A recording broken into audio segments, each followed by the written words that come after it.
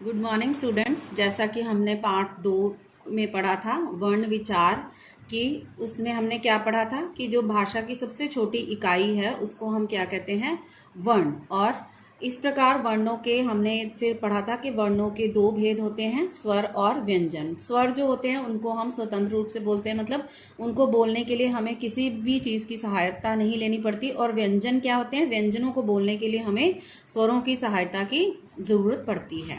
और स्वरों के 3 भेद होते हैं। स्वर जो है ह्रस्व, दीर्घ और प्लुत।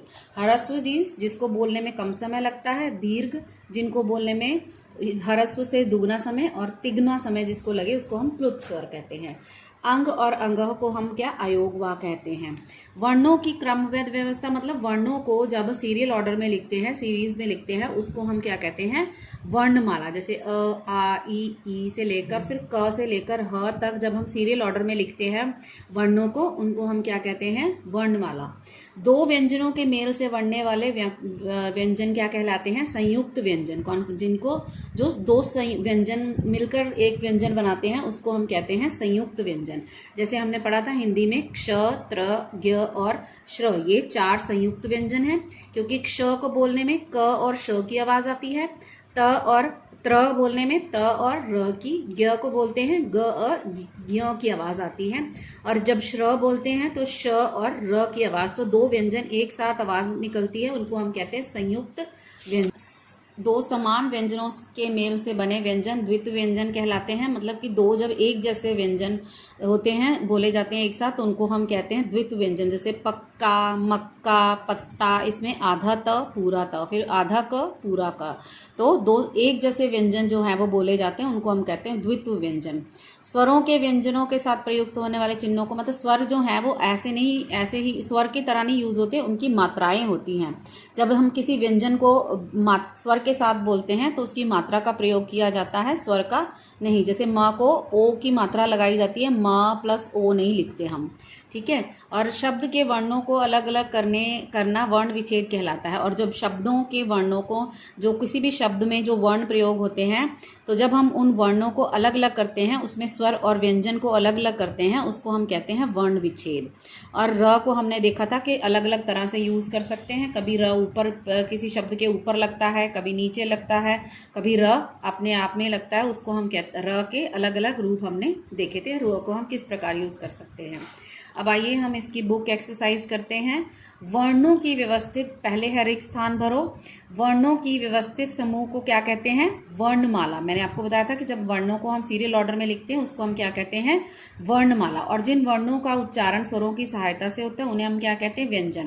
क्योंकि स्वर जो है उनको बोलने के लिए किसी की सहायता की जरूरत नहीं पड़ती, लेकिन व्यंजन को बोलने के लिए हमें स्वरों का सहारा लेना पड़ता है।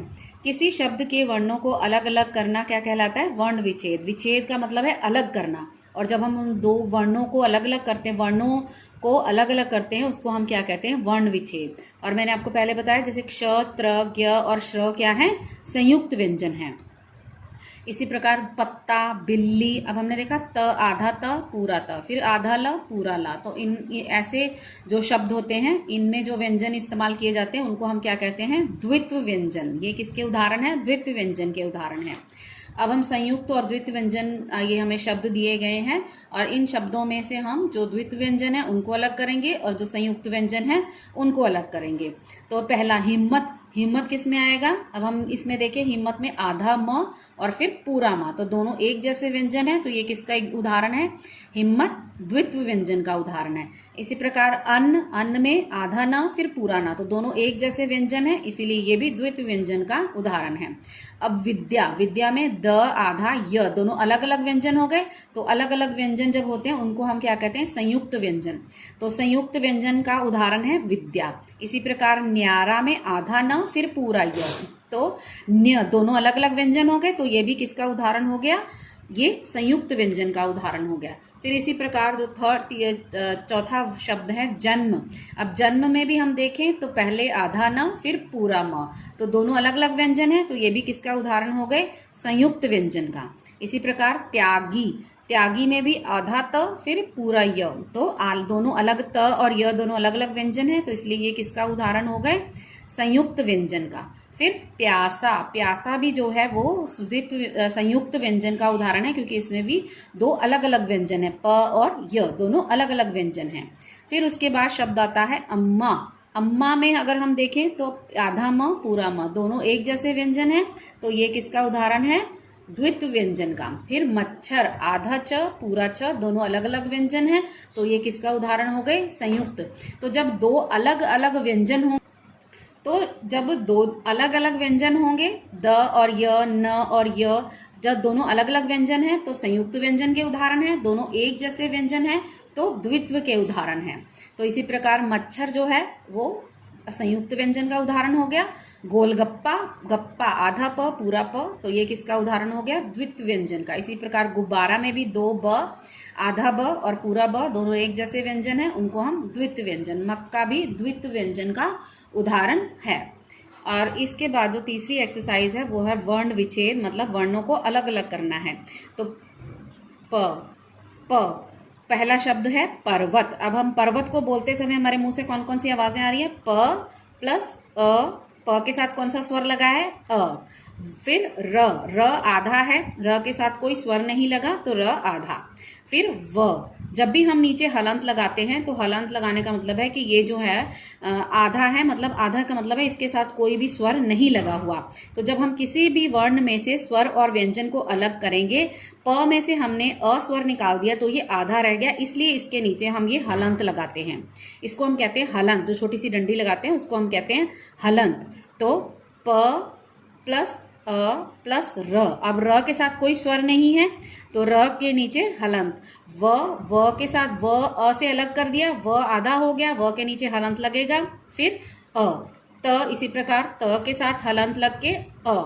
फिर घंटी, घंटी में न की अण की आवाज आ रही है, घ अलग किया, अ घ के साथ कौन सा स्वर लगा है? अ। अण, फिर ट, अण के साथ कोई स्वर नहीं, ट के साथ ई, घंटी, ट के बोलने के बाद ई की आवाज आ रही है तो दैट मीन्स के ट के साथ ई स्वर लगी हुई है और ई। फिर इसी प्रकार ट्रक, ट्र में अब जब हम बोलते हैं ट्र तो ट की आवाज आधी सुनाई देती है, र की पूरी। और वैसे भी मैंने आपको बताया था कि जब र अक्षर, जो र वर्ण व्यंजन है, अगर वो किसी के पैर में लग जाए तो वो व्यंजन जिसके ये पैर में लगा है वो आधा है, र पूरा हो जाता है। तो ट प्लस र प्लस अ प्लस क प्लस अ। अब इसके साथ कोई मात्रा नहीं लगी, इसका मतलब ये नहीं कि इसके साथ कोई स्वर नहीं लगा, अ स्वर लगा है और अ स्वर की कोई भी मात्रा नहीं होती। इसी प्रकार कमल में है क प्लस अ प्लस म प्लस अ प्लस ल प्लस अ। बादल, ब प्लस आ प्लस द प्लस अ प्लस ल प्लस अ, बादल। इसी प्रकार भ के साथ अ, क आधा है, क के साथ कोई स्वर नहीं है, और ती और ई की मात्रा किसके साथ सुनाई दे रही है? त के साथ। तो त के साथ ई छोटी ई की मात्रा आएगी, छोटी ई, बड़ी ई नहीं, छोटी ई की मात्रा आएगी त के साथ। है र के विभिन्न रूपों के सही प्रयोग पर गोला लगाना है। अब इसमें हमने देखना है कि किस शब्द में र इन आशीर्वाद 3 प्रकार से लिखा है, कौन सी स्पेलिंग सही है, र का प्रयोग कहाँ पर सही प्रकार से हुआ है, उस पर हमने गोला लगाना है। अब हम पहला शब्द देखिए, आशीर्वाद। तो ये श की जो है श पर नहीं लगेगा, र कहाँ पर लगेगा? व के ऊपर। आशीर्वाद, आशीर र की आवाज व से पहले आ रही है, और व जिस भी वर्ण से पहले र की आवाज आएगी उसके बाद ये शब्द र जो है वो ऊपर लगेगा। तो आशीर्वाद में जो सही स्पेलिंग है वो ये है। फिर है प्रणाम, प्रणाम, प्रणाम। तो अगर हम बोल के भी देखें तो हमें प्रणाम जो है वो सही शब्द है, प्रणाम। और परिणाम भी सही शब्द नहीं है, परिणाम भी सही शब्द नहीं है। तो इनमें से र जो है सही प्रयोग कहाँ हुआ है? फर्स्ट वर्ड में। फिर है टरक, ट्रक और ट्रक।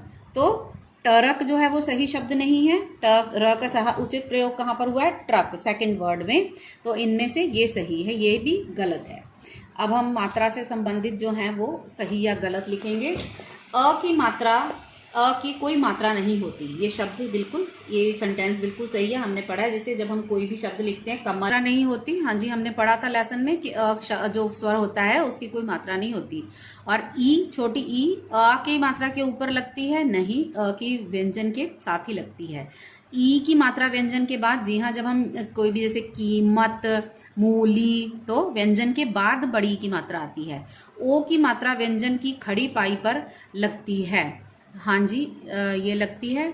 और ए की जब हम मात्रा लिखते हैं तो डबल प्रयोग, ए की जो मात्रा लिखते हैं तो हम डबल ये ऊपर लगाते हैं। ये भी सेंटेंस सही है। इसके बाद है ये गलत है। और केवल ई की मात्रा व्यंजन के पहले लगती है। यस, ये भी सेंटेंस सही है कि मात्रा जो है, जैसे कीमत तो क से, सॉरी, गिलास जब हम बोलते हैं तो ग से पहले ई की मात्रा लगती है। केवल र के साथ ऊ और ऊ की मात्राएं अलग तरह से प्रयोग होती हैं। ये भी हमने देखा था कि र को जो ऊ की मात्रा लगाते हैं तो वो दोनों अलग अलग प्रकार से और र के बीच में लगती हैं, नीचे नहीं